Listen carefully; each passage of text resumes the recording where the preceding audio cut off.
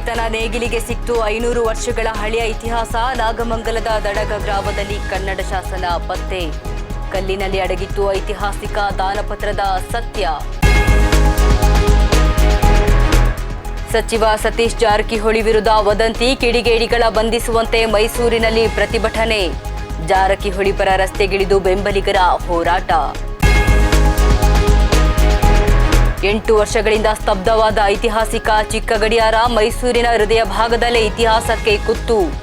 ದುರಸ್ತಿಗೆ ಮುಂದಾಗದ ಪಾಲಿಕೆ ವಿರುದ್ಧ ಅಸಮಾಧಾನ. ಸರ್ಕಾರಿ ಶಾಲೆ ಅಭಿವೃದ್ಧಿಗೆ ಭಿಕ್ಷೆ ಬೇಡಿದ ಸಂಘಟನೆಗಳು. ಹಣ ವಸೂಲಿ ಆರೋಪದ ಬೆನ್ನಲ್ಲೇ ರಸ್ತೆಗಿಳಿದ ಪೋಷಕರು. ಸಂಘಟನೆಗಳು ಹಾಗೂ ಪೋಷಕರು ನಡುವೆ ಹೈಡ್ರಾಮಾ. ಟಾಟಾ ಏಸ್ ಮತ್ತು ಬೈಕ್ ನಡುವೆ ಭೀಕರ ಅಪಘಾತ. ಬೈಕ್ ಸವಾರ ಸ್ಥಳದಲ್ಲೇ ಸಾವು. ಗುಂಡ್ಲುಪೇಟೆ ತಾಲೂಕಿನ ದೊಡ್ಡ ತೊಪ್ಪೂರು ಬಂಕ್ ಬಳಿ ಘಟನೆ. ರಾಜಧರ್ಮ ನ್ಯೂಸ್ಗೆ ಸ್ವಾಗತ. ನಾನು ಭೂಮಿಕಾ ಪೂಜಾರಿ. ಮಂಡ್ಯ ಜಿಲ್ಲೆಯ ನಾಗಮಂಗಲ ತಾಲೂಕಿನ ದಡಗ ಗ್ರಾಮದ ರೈತ ಶಂಕರಪ್ಪ ಅವರು ತಮ್ಮ ಜಮೀನಿನಲ್ಲಿ ಉಳುಮೆ ಮಾಡ್ತಾ ಇದ್ದಾಗ ನೇಗಿಲಿಗೆ ಸಿಕ್ಕ ಕಲ್ಲೊಂದು ಐತಿಹಾಸಿಕ ರಹಸ್ಯವನ್ನ ಬಯಲು ಮಾಡಿದೆ. ಶ್ರೀ ವೀರಭದ್ರೇಶ್ವರ ಹಾಗೂ ಕೊಲ್ಲಾಪುರದಮ್ಮ ದೇವಾಲಯದ ಸಮೀಪದ ಜಮೀನಿನಲ್ಲಿ ಪತ್ತೆಯಾದ ಈ ಕಲ್ಲಿನ ಮೇಲೆ ಸೂರ್ಯ, ಚಂದ್ರ, ಶಿವಲಿಂಗ ಮತ್ತು ನಂದಿಯ ಕೆತ್ತನೆಗಳಿದ್ದು ಇದು 15ರಿಂದ 16ನೇ ಶತಮಾನದ ಕನ್ನಡ ಶಾಸನ ಅಂತ ಹೇಳಿ ಸಂಶೋಧಕ ಮಹಮ್ಮದ್ ಕಲೀಂ ಉಲ್ಲಾ ಖಚಿತಪಡಿಸಿದ್ದಾರೆ. ಒಟ್ಟು 23 ಸಾಲುಗಳನ್ನು ಹೊಂದಿರುವ ಈ ಶಾಸನವನ್ನ ವಿದ್ವಾಂಸರಾದ ಎಂಎನ್ ಪ್ರಭಾಕರ್ ಮತ್ತು ಡಾಕ್ಟರ್ ನಾಗರಾಜರಾವ್ ಅವರು ಅಧ್ಯಯನ ನಡೆಸಿದ್ದಾರೆ. ಶಾಸನದ ಪ್ರಕಾರ ಗೋಪಾಲದೇವ ಎಂಬುವರು ತಮ್ಮ ಪಾಲಕರಾದ ಬಸವ ಭಕ್ತರಿಗೆ ಸೋಮಗಹಳ್ಳಿಯ ಕೆರೆಯ ಸುತ್ತಮುತ್ತಲ ಜಮೀನನ್ನ ದಾನವಾಗಿ ನೀಡಿದ ವಿಷಯ ದಾಖಲಾಗಿದೆ. ದಾನ ಪಡೆದ ಭೂಮಿಯನ್ನ ಬಸವ ಭಕ್ತರ ವಂಶಸ್ಥರೇ ಅನುಭವಿಸಬೇಕಂತ ಹೇಳಿ ತಿಳಿಸಿ ಗಡಿಗಳು 13 ಮಂದಿ ಭಕ್ತರು ಹಾಗೂ ಸಾಕ್ಷಿಗಳ ಹೆಸರುಗಳನ್ನ ಅದರಲ್ಲಿ ಕೆತ್ತಲಾಗಿದೆ. ಸದ್ಯ ಈ ಐತಿಹಾಸಿಕ ಶಾಸನವನ್ನ ಗ್ರಾಮದ ದೇವಾಲಯದ ನಂದಿ ಕಂಬದ ಬಳಿ ಭದ್ರವಾಗಿ ಇರಿಸಲಾಗಿದೆ.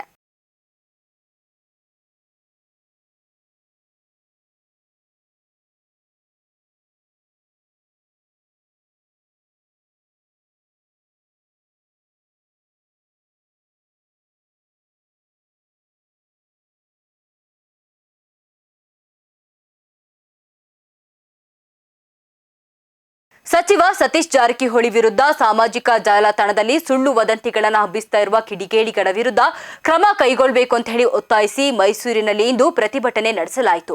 ಕರ್ನಾಟಕ ರಾಜ್ಯ ನಾಯಕರ ಯುವ ಸೇನೆ ಮತ್ತು ಸಚಿವ ಬೆಂಬಲಿಗರು ನಗರದ ಟೌನ್ ಹಾಲ್ ಬಳಿ ಜಮಾಯಿಸಿ ಪ್ರತಿಭಟನಾಕಾರರು ವದಂತಿಗಳನ್ನು ಹಬ್ಬಿಸ್ತಾ ಇರುವ ಕಿಡಿಗೇಡಿಗಳ ವಿರುದ್ಧ ಆಕ್ರೋಶವನ್ನ ವ್ಯಕ್ತಪಡಿಸಿದರು.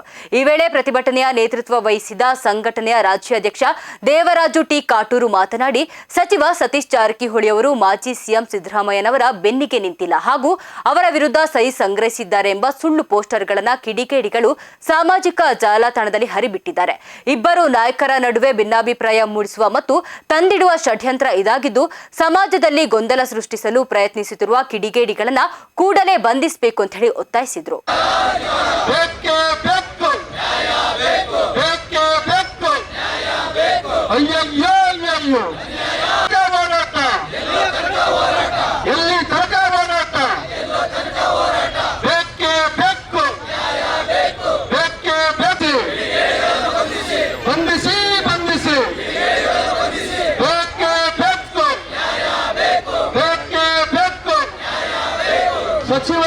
ಲೋಕೋಪಯೋಗಿ ಸಚಿವರಾಗಿರ್ತಕ್ಕಂಥ ಹಾಗೂ ಅಹಿಂದ ನಾಯಕರಾಗಿರ್ತಕ್ಕಂಥ ಸತೀಶ್ ಜಾರಕಿಹೊಳಿ ಅವರ ವಿರುದ್ಧ ಸಾಮಾಜಿಕ ಜಾಲತಾಣಗಳಲ್ಲಿ ಸಿದ್ದರಾಮಯ್ಯನವರ ವಿರುದ್ಧ 32 ಜನ ಶಾಸಕರ ಸಹಿ ಸಂಗ್ರಹಿಸಿ ಸಿದ್ದರಾಮಯ್ಯವ್ರ ಬೆನ್ನಿಗೆ ಚೂರಿ ಹಾಕಿದ್ದಾರೆ ಸತೀಶ್ ಜಾರಕಿಹೊಳಿ ಅವರು ಅಂತೇಳಿ ಏನು ಸುಳ್ಳು ವದಂತಿಯ ಪೋಸ್ಟ್ಗಳನ್ನು ಹಾಕಿ ಸತೀಶ್ ಜಾರಕಿಹೊಳಿ ಅವರ ವಿರುದ್ಧ ತೇಜೋವಧೆಯನ್ನು ಮಾಡಿದ್ದಾರೆ. ಅವ್ರ ವಿರುದ್ಧ ಈಗಾಗಲೇ ಬೆಳಗಾವಿಯಲ್ಲಿ ಕೇಸ್ ದಾಖಲಾಗಿದ್ದು ಇದುವರೆಗೂ ಕೂಡ ಆ ಕಿಡಿಗೇಡಿಗಳನ್ನ ಪತ್ತೆ ಹಚ್ಚಿ ಬಂಧಿಸಿಲ್ಲ. ಇವತ್ತು ಬುದ್ಧ ಬಸವ ಅಂಬೇಡ್ಕರ್ ಅವರ ತತ್ವ ಸಿದ್ಧಾಂತಗಳನ್ನು ಇಟ್ಕೊಂಡು ಎಲ್ಲ ಸಮಾಜಗಳ ಹಾಗೂ ಸಾಮಾಜಿಕ ನ್ಯಾಯವನ್ನು ಕೊಡುವಂಥ ನಿಟ್ಟಿನಲ್ಲಿ ಈ ರಾಜ್ಯದಲ್ಲಿ ಒಬ್ಬ ಪ್ರಾಮಾಣಿಕ ದಕ್ಷ ಸಚಿವನಾಗಿ ಕೆಲಸವನ್ನು ಮಾಡ್ಕೊಂಡು ಬರ್ತಕ್ಕಂಥ ಸತೀಶ್ ಜಾರಕಿಹೊಳಿ ಅವರು ಕಳೆದ 40 ವರ್ಷಗಳಿಂದಲೂ ಕೂಡ ಸಿದ್ದರಾಮಯ್ಯನವರ ಬೆಂಬಲಿಗರಾಗಿ ಪಠ್ಯ ಶಿಷ್ಯರಾಗಿ ಅವರ ದಾರಿಯಲ್ಲೇ ಅವರು ರಾಜಕಾರಣವನ್ನು ಮಾಡ್ಕೊಂಡು ಬಂದಿರತಕ್ಕಂಥವ್ರು. 2 ಬಾರಿ ಮುಖ್ಯಮಂತ್ರಿಗಳಾಗಿದ್ದಂಥ ಸಂದರ್ಭದಲ್ಲೂ ಕೂಡ ಅವರ ಬೆನ್ನಿಗೆ ನಿಂತು ಎಲ್ಲ ರೀತಿಯ ತ್ಯಾಗವನ್ನು ಮಾಡಿರ್ತಕ್ಕಂಥ ಸತೀಶ್ ಜಾರಕಿಹೊಳಿ ಅವರು ಇದಲ್ಲದೆ 2006ರಲ್ಲಿ ಏನು ಅಹಿಂದ ಸಮಾವೇಶವನ್ನು ಮಾಡಿದ್ರು ಸಿದ್ದರಾಮಯ್ಯನವರು ಅಂತೇಳಿ ಉಪಮುಖ್ಯಮಂತ್ರಿ ಮತ್ತು JDS ಪಕ್ಷದಿಂದ ಉಚ್ಚಾಟನೆಯನ್ನು ಮಾಡಿದಂಥ ಸಂದರ್ಭದಲ್ಲಿ ಅಂದು ಸಚಿವರಾಗಿರ್ತಕ್ಕಂಥ ಸತೀಶ್ ಜಾರಕಿಹೊಳಿ ಅವರು ಸಚಿವ ಸ್ಥಾನಕ್ಕೆ ರಾಜೀನಾಮೆಯನ್ನು ಕೊಟ್ಟು ನನಗೆ ಅಧಿಕಾರ ಮುಖ್ಯ ಅಲ್ಲ, ತತ್ವ ಸಿದ್ಧಾಂತ ಮುಖ್ಯ, ಸಿದ್ದರಾಮಯ್ಯನಂತಹ ಸಾಮಾಜಿಕ ನಾಯಕತ್ವ ಉಳ್ಳಂತಹ ಸಿದ್ದರಾಮಯ್ಯವರು ಮುಖ್ಯ ಅಂತೇಳಿ ರಾಜೀನಾಮೆಯನ್ನು ಕೊಟ್ಟು ಬಂದಿರತಕ್ಕಂಥ ಸತೀಶ್ ಜಾರಕಿಹೊಳಿ ಅವರ ವಿರುದ್ಧ ಕಿಡಿಗೇಡಿಗಳು ಏನು ಅಪಪ್ರಚಾರದ ಪೋಸ್ಟ್ಗಳನ್ನು ಹಾಕಿದ್ದಾರೆ, ಇದು ನಿಜಕ್ಕೂ ಕೂಡ ಖಂಡನೀಯಾರ್ಹವಾದಂಥದ್ದು. ಆದ್ದರಿಂದ ಆ ಕಿಡಿಗೇಡಿಗಳನ್ನ ಪತ್ತೆ ಹಚ್ಚಿ ಬಂಧಿಸಬೇಕು ಅಂತೇಳಿ ಕರ್ನಾಟಕ ರಾಜ್ಯ ನಾಯಕರ ಯುವ ಸೇನೆ ಮತ್ತು ಸತೀಶ್ ಜಾರಕಿಹೊಳಿ ಅವರ ಅಭಿಮಾನಿ ಬಳಗದಿಂದ ಇವತ್ತು ನಾವು ಮೈಸೂರಿನಲ್ಲಿ ಪ್ರತಿಭಟನೆಯನ್ನು ಮಾಡ್ತಾ ಇದ್ದೇವೆ. ಮೈಸೂರಿನ ಕೀರ್ತಿಯನ್ನ ಸಾರುವ ಸ್ಮಾರಕಗಳಲ್ಲಿ ಒಂದಾದ ನಗರದ ಹೃದಯ ಭಾಗದಲ್ಲಿರುವ ಐತಿಹಾಸಿಕ ಚಿಕ್ಕ ಗಡಿಯಾರ ಇದೀಗ ಅನಾಥವಾಗಿದೆ. 1986ರಲ್ಲಿ ಬ್ರಿಟಿಷ್ ವೈಸ್ರಾಯ್ ಲಾರ್ಡ್ ಡಫರಿನ್ ಅವರು ಮೈಸೂರು ಸಂಸ್ಥಾನಕ್ಕೆ ಭೇಟಿ ನೀಡಿದ ನೆನಪಿಗಾಗಿ ಆಗಿನ ಮಹಾರಾಜ ಚಾಮರಾಜ ಒಡೆಯರ್ ಅವರ ಆಡಳಿತಾವಧಿಯಲ್ಲಿ ನಿರ್ಮಿಸಲಾದ ಈ ಗಡಿಯಾರಕ್ಕೆ ಶತಮಾನದ ಇತಿಹಾಸ ಇದೆ. ಕೆಆರ್ ವೃತ್ತದ ಪಕ್ಕದಲ್ಲಿರುವ ದೇವರಾಜ ಮಾರುಕಟ್ಟೆಯ ಮುಂಭಾಗದಲ್ಲಿ ಇರುವ ಈ ಗಡಿಯಾರ ಮೈಸೂರಿನ ವೈಭವದ ಸಂಕೇತವಾಗಿತ್ತು. ಆದರೆ ದುರಾದೃಷ್ಟವಶಾತ್ ಇಂದು ಈ ಗಡಿಯಾರ ಸುಮಾರು 7-8 ವರ್ಷಗಳಿಂದ ಸಂಪೂರ್ಣವಾಗಿ ಕೆಟ್ಟು ನಿಂತಿದೆ. ಪಾಲಿಕೆಯ ನಿರ್ಲಕ್ಷ್ಯದಿಂದಾಗಿ ಕಾಲವನ್ನ ತೋರಿಸ್ತಾ ಇದ್ದ ಗಡಿಯಾರದ ಮುಳ್ಳುಗಳು ಅಂದಿನಿಂದಲೂ ಚಲಿಸದೆ ಸ್ತಬ್ಧವಾಗಿದೆ. ನಗರದ ಪ್ರಮುಖ ಸ್ಥಳದಲ್ಲಿರುವ ಇಂತಹ ಐತಿಹಾಸಿಕ ತಾಣದ ಬಗ್ಗೆ ಸಂಬಂಧಪಟ್ಟ ಅಧಿಕಾರಿಗಳು ಕಿಂಚಿತ್ತು ಆಸಕ್ತಿ ವಹಿಸದೇ ಇರುವುದು ವಿಪರ್ಯಾಸ. ಇತಿಹಾಸವನ್ನ ಪೋಷಿಸಬೇಕಾದ ಪಾಲಿಕೆ ನಿರ್ವಹಣೆಯ ಹೆಸರಿನಲ್ಲಿ ಮೌನಕ್ಕೆ ಶರಣಾಗಿದೆ. ಇನ್ನು ಮುಂದಾದರೂ ಸಂಬಂಧಪಟ್ಟ ಅಧಿಕಾರಿಗಳು ಇತ್ತ ಗಮನ ಹರಿಸಿ ಈ ಐತಿಹಾಸಿಕ ಗಡಿಯಾರವನ್ನ ದುರಸ್ತಿಗೊಳಿಸಿ ಮೈಸೂರಿನ ವೈಭವವನ್ನ ಮತ್ತೆ ಮರುಕಳಿಸುವಂತೆ ಮಾಡಬೇಕು ಎಂಬುದು ರಾಜ್ಯ ಧರ್ಮ ವಾಹಿನಿಯ ಕಳಕಳಿಯ ಮನವಿ.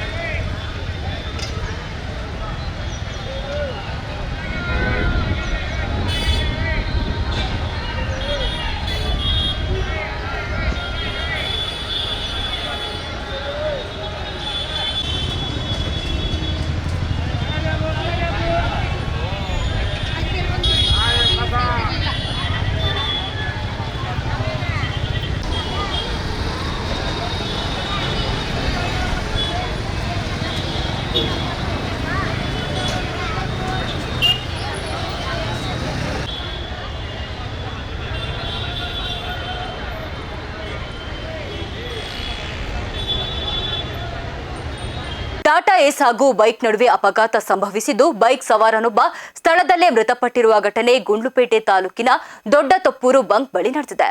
ಮೃತರನ್ನ ತಾಲೂಕಿನ ಕೆಲಸೂರು ಗ್ರಾಮದ ನಿವಾಸಿ ನಂಜನಾಯಕ ಅಂತ ಹೇಳಿ ಗುರುತಿಸಲಾಗಿದೆ. ಬೈಕ್ ಸವಾರ ಗುಂಡ್ಲುಪೇಟೆ ಕಡೆಯಿಂದ ತೆರಳುತ್ತಿದ್ದ ವೇಳೆ ಟಾಟಾ ಏಸ್ ವಾಹನವು ಎದುರಿನಿಂದ ಬಂದ ಬೈಕ್ಗೆ ವೇಗವಾಗಿ ಡಿಕ್ಕಿ ಹೊಡೆದಿದೆ. ಅಪಘಾತದ ರಭಸಕ್ಕೆ ಬೈಕ್ ಸವಾರ ನಂಜನಾಯಕ ಅವರ ತಲೆಗೆ ತೀವ್ರ ಪೆಟ್ಟು ಬಿದ್ದ ಪರಿಣಾಮ ಅವರು ಸ್ಥಳದಲ್ಲೇ ಕೊನೆಯುಸಿರೆಳೆದಿದ್ದಾರೆ. ಸದ್ಯ ಟಾಟಾ ಏಸ್ ವಾಹನದಲ್ಲಿದ್ದ ಪ್ರಯಾಣಿಕರಿಗೆ ಯಾವುದೇ ಅಪಾಯ ಸಂಭವಿಸಿಲ್ಲ ಅಂತ ಹೇಳಿ ತಿಳಿದು ಬಂದಿದೆ. ವಿಷಯ ತಿಳಿಯುತ್ತಿದ್ದಂತೆ ಸ್ಥಳಕ್ಕೆ ಧಾವಿಸಿದ ಗುಂಡ್ಲುಪೇಟೆ ಪೊಲೀಸರು ಪರಿಶೀಲನೆ ನಡೆಸಿದ್ದಾರೆ. ಈ ಸಂಬಂಧ ಗುಂಡ್ಲುಪೇಟೆ ಪೊಲೀಸ್ ಠಾಣಾ ವ್ಯಾಪ್ತಿಯಲ್ಲಿ ಪ್ರಕರಣ ದಾಖಲಾಗಿದ್ದು ಮೃತದೇಹವನ್ನ ಮರಣೋತ್ತರ ಪರೀಕ್ಷೆಗಾಗಿ ಪಟ್ಟಣದ ಸಾರ್ವಜನಿಕ ಆಸ್ಪತ್ರೆಗೆ ರವಾನಿಸಲಾಗಿದೆ. ಪೊಲೀಸರು ಮುಂದಿನ ಕಾನೂನು ಕ್ರಮವನ್ನ ಕೈಗೊಂಡಿದ್ದಾರೆ.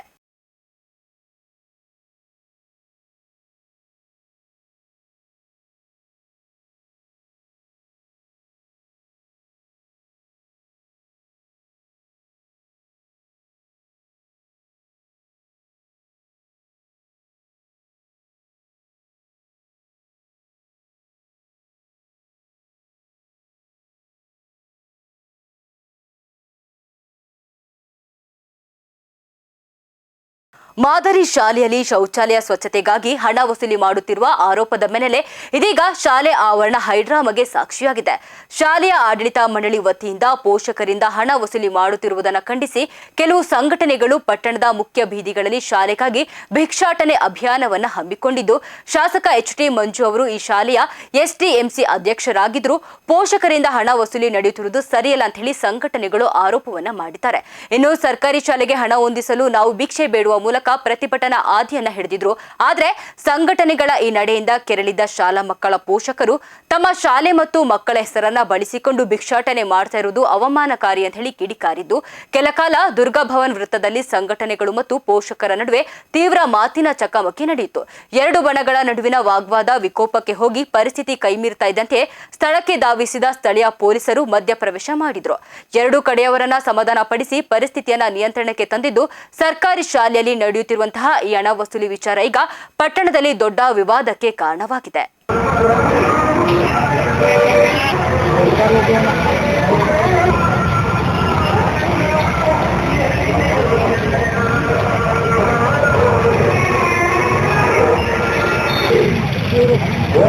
ಪಟ್ಟಣದಲ್ಲಿರುವ ಶಾಲೆಯ ಪಟ್ಟಣದಲ್ಲಿರುವ ಶಾಲೆಯ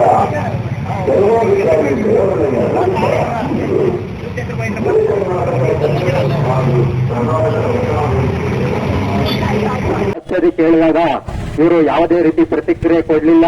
ಅದಾದ್ಮೇಲೆ ಕೆಲವೊಂದು ದಿನಗಳ ನಂತರ ಮತ್ತೆ ಒಂದು ಹೋರಾಟದ ಒಂದು ಶಕ್ತಿ ಬಂತು.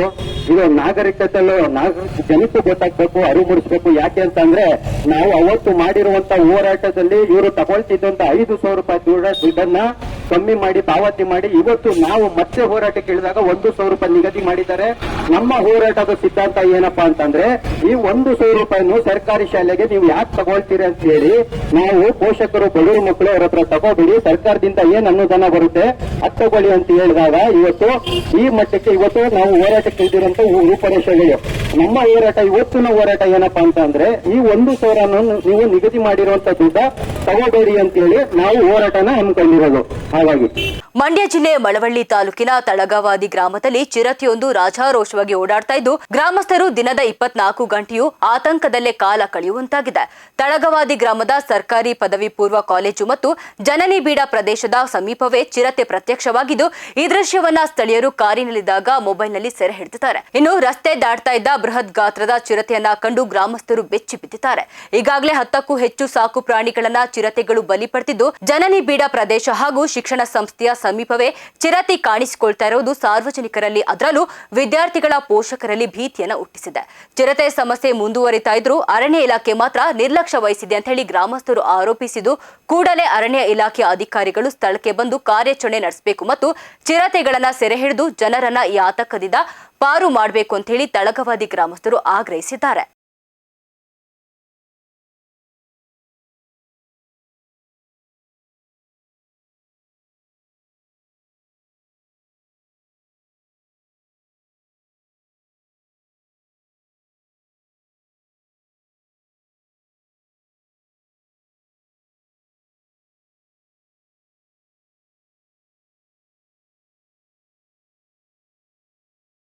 ಮುಖ್ಯಮಂತ್ರಿಯಾಗಿ ಪ್ರಮಾಣ ವಚನ ಸ್ವೀಕರಿಸಿದ ಬೆನ್ನಲ್ಲೇ ಆಡಳಿತ ಚುಕ್ಕಾಣಿ ಹಿಡಿದಿರುವ ಡಿಕೆ ಶಿವಕುಮಾರ್ ರಾಜ್ಯದ ಸರ್ವತೋಮುಖ ಅಭಿವೃದ್ಧಿಗಾಗಿ ದೆಹಲಿ ಮಟ್ಟದಲ್ಲಿ ಭರ್ಜರಿ ಲಾಬಿಯನ್ನ ನಡೆಸ್ತಾ ಇದ್ದಾರೆ. ಅಧಿಕಾರ ವಹಿಸಿಕೊಂಡ ತಕ್ಷಣವೇ ರಾಜ್ಯದ ಮಾಜಿ ಮುಖ್ಯಮಂತ್ರಿಗಳನ್ನ ಭೇಟಿ ಮಾಡಿ ಅನುಭವಿಗಳ ಸಲಹೆ ಸೂಚನೆಗಳನ್ನ ಪಡೆದಿದ್ದ ಅವರು ಇದೀಗ ನಾಡಿನ ಅಭಿವೃದ್ಧಿಯ ಕನಸನ್ನ ಸಾಕಾರಗೊಳಿಸಲು ಕೇಂದ್ರದತ್ತ ಮುಖ ಮಾಡಿದ್ದಾರೆ. ದೆಹಲಿ ಪ್ರವಾಸದಲ್ಲಿರುವ ಸಿಎಂ ಡಿಕೆ ಶಿವಕುಮಾರ್ ಅವರು ಕೇಂದ್ರ ಗೃಹ ಸಚಿವ ಅಮಿತ್ ಶಾ, ರಾಷ್ಟ್ರಪತಿ ದ್ರೌಪದಿ ಮುರ್ಮು ಮತ್ತು ಉಪರಾಷ್ಟ್ರಪತಿಗಳನ್ನ ಭೇಟಿ ಮಾಡಿ ಸುದೀರ್ಘ ಚರ್ಚೆಯನ್ನ ನಡೆಸಿದ್ದಾರೆ. ಈ ವೇಳೆ ರಾಜ್ಯದ ಪ್ರಮುಖ ನೀರಾವರಿ ಯೋಜನೆಗಳು, ಅನುದಾನ ಬಿಡುಗಡೆ ಹಾಗೂ ಕೇಂದ್ರದಿಂದ ಸಿಗಬೇಕಾದ ಬಾಕಿ ಪಾಲು ಸೇರಿದಂತೆ ವಿವಿಧ ಅಭಿವೃದ್ಧಿ ಕಾರ್ಯಗಳ ಕುರಿತು ಮನವಿಯನ್ನ ಸಲ್ಲಿಸಿದ್ದಾರೆ. ರಾಜಕೀಯ ಭಿನ್ನಾಭಿಪ್ರಾಯಗಳನ್ನು ಬದಿಗೊತ್ತಿ ರಾಜ್ಯದ ಹಿತದೃಷ್ಟಿಯಿಂದ ಕೇಂದ್ರದೊಂದಿಗೆ ಉತ್ತಮ ಬಾಂಧವ್ಯ ಬೆಳೆಸಲು ಅವರು ಪ್ರಯತ್ನಿಸ್ತಾ ಇರುವುದು ಸ್ಪಷ್ಟವಾಗಿದೆ. ನಾಡಿನ ಸಮಗ್ರ ಪ್ರಗತಿಯೇ ನನ್ನ ಆದ್ಯತೆ ಎಂದು ಸಾರುತ್ತಿರುವ ಸಿಎಂ ಅವರ ಈ ದೆಹಲಿ ಭೇಟಿ ರಾಜ್ಯಕ್ಕೆ ಹೆಚ್ಚಿನ ಕೇಂದ್ರ ಬೆಂಬಲ ದೊರಕಿಸಿಕೊಡುವ ನಿಟ್ಟಿನಲ್ಲಿ ಮಹತ್ವದ ಹೆಜ್ಜೆಯಾಗಿದೆ.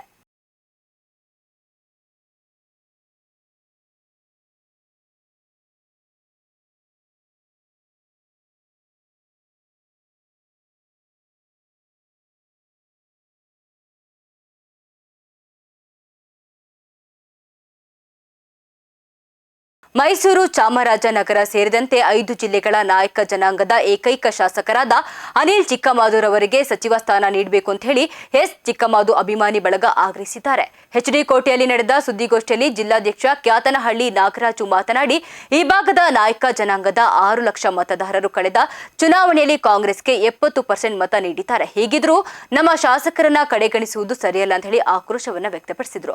ಕಾಂಗ್ರೆಸ್ ವರಿಷ್ಠರಾದ ಸುರ್ಜೇವಾಲಾ, ವೇಣುಗೋಪಾಲ್, ಸಿಎಂ ಡಿಕೆ ಶಿವಕುಮಾರ್ ಮತ್ತು ಮಾಜಿ ಸಿಎಂ ಸಿದ್ದರಾಮಯ್ಯನವರು ಕೂಡಲೇ ಅನಿಲ್ ಚಿಕ್ಕಮಾದು ಅವರಿಗೆ ಸಚಿವ ಸ್ಥಾನ ನೀಡಬೇಕು. ತಪ್ಪಿದಲ್ಲಿ ಮುಂದಿನ ದಿನಗಳಲ್ಲಿ ಉಗ್ರ ಹೋರಾಟ ನಡೆಸಲಾಗುವುದು ಅಂತ ಹೇಳಿ ಎಚ್ಚರಿಸಿದ್ರು. ದಿವಂಗತ ಎಸ್ ಚಿಕ್ಕಮಾದು ಅವರ ಹೋರಾಟದ ಫಲವಾಗಿ ಇಂದು ಸಮಾಜ ಸಂಘಟಿತವಾಗಿದ್ದು ಅವರ ಪುತ್ರನಿಗೆ ನ್ಯಾಯ ಸಿಗಬೇಕು ಎಂದು ಗೌರವಾಧ್ಯಕ್ಷ ಹೆಡೆತಲೆ ದೊರೆಸ್ವಾಮಿ ನಾಯಕರು ಒತ್ತಾಯಿಸಿದ್ರು. ಈ ಸಂದರ್ಭದಲ್ಲಿ ನೂರಾರು ಅಭಿಮಾನಿಗಳು ಹಾಗೂ ಮುಖಂಡರು ಉಪಸ್ಥಿತರಿದ್ದರು.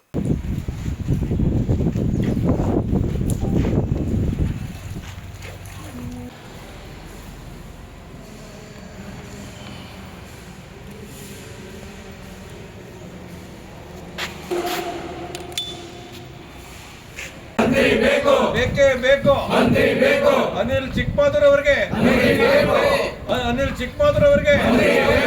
ಎಚ್ಡಿ ಕೋಟೆಯ ಜನಪ್ರಿಯ ಶಾಸಕರು ಅನಿಲ್ ಚಿಕ್ಕಮಾದುರವರಿಗೆ ಎಚ್ಡಿ ಕೋಟೆಯ ಜನಪ್ರಿಯ ಶಾಸಕರು ಅನಿಲ್ ಚಿಕ್ಕಮಾದುರವರಿಗೆ ಎಚ್ಡಿ ಕೋಟೆಯ ಜನಪ್ರಿಯ ಶಾಸಕರು ಅನಿಲ್ ಚಿಕ್ಕಮಾದುರವರಿಗೆ ಮೈಸೂರು, ಚಾಮರಾಜನಗರ ಜಿಲ್ಲಾ ನಾಯಕ ಸಮಾಜದ ಏಕೈಕ ಶಾಸಕರು ಅನಿಲ್ ಚಿಕ್ಕಮಾದುರವರಿಗೆ ಎಚ್ಡಿ ಕೋಟೆಯ ಜನಪ್ರಿಯ ಶಾಸಕರು ಮತ್ತು ನಾಯಕ ಸಮಾಜದ ಮುಖಂಡರಾಗಿರ್ತಕ್ಕಂಥ ಅನಿಲ್ ಚಿಕ್ಕಮಾದುರವರಿಗೆ.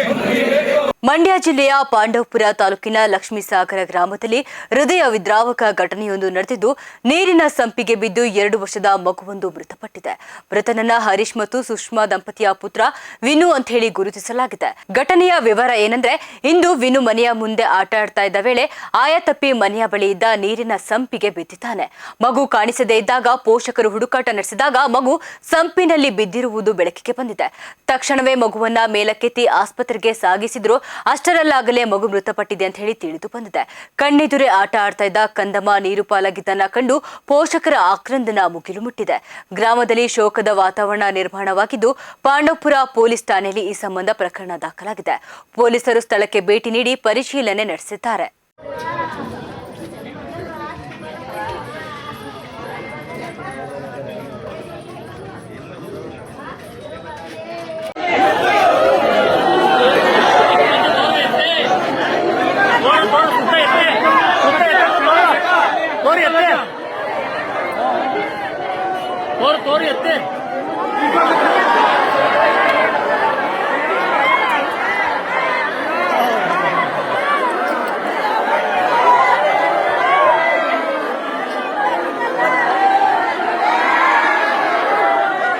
ಇವಿಷ್ಟು ಈವರೆಗಿನ ಪ್ರಮುಖ ಸುದ್ದಿಗಳು. ನೋಡ್ತಾ ಇರಿ ರಾಜ್ಯ ಧರ್ಮ ನ್ಯೂಸ್. ಇದು ಕನ್ನಡಿಗರ ಬೆನ್ನೆಲುಬು.